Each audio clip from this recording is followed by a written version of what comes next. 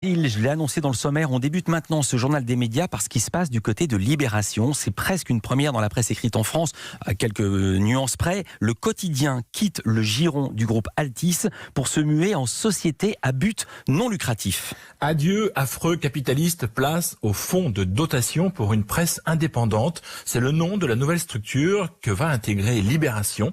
Une annonce faite hier aux salariés du quotidien. Concrètement, cela veut dire que désormais, Libé devra faire appel à des mécènes pour financer son développement. Un modèle que Mediapart a déjà mis en place, sur lequel planche Le Monde et qui existe déjà dans la presse française.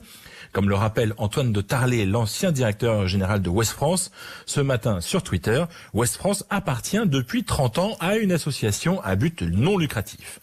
Pour savoir ce qui se passe du côté de Libé, nous avons demandé à Laurent Geoffrin, le directeur de la publication du journal, pourquoi ce changement avait du sens aujourd'hui. C'est une question qu'il faut poser à Patrick Drahi. Je pense qu'il a dû estimer qu'après avoir présidé un redressement, plutôt que de vendre le journal ou de le garder dans le groupe, ce serait bien pour le principe, quoi, et pour son image, j'imagine aussi, de faire en sorte que le journal acquiert une pérennité et une indépendance qui soit consacrée par ce changement juridique. C'est-à-dire qu'on est sur une voie de redressement, pas facile, hein. Ce redressement sera financé par la fondation. Et donc le groupe Altis, qui est le groupe de Patrick Drahi, s'est engagé à apporter suffisamment d'argent, d'abord à effacer toutes les dettes du journal au moment de la translation, et ensuite à apporter suffisamment de fonds pour garantir et la vie courante et le développement du journal.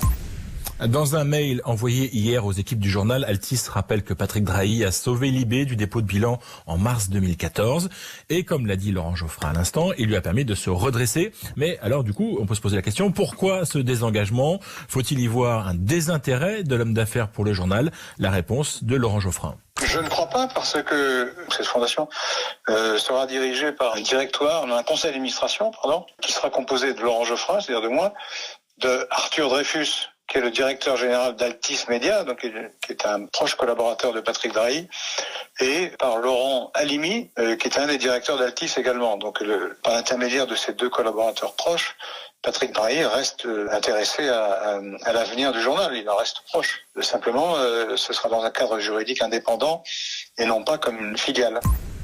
La mauvaise nouvelle pour les salariés du quotidien, c'est qu'ils vont encore devoir déménager. À la fin de l'année, Libération quittera l'Altis Campus où il s'était installé à la fin 2017. Et justement, du côté des salariés de Libé, Cyril, comment est-ce qu'ils réagissent à cette annonce ?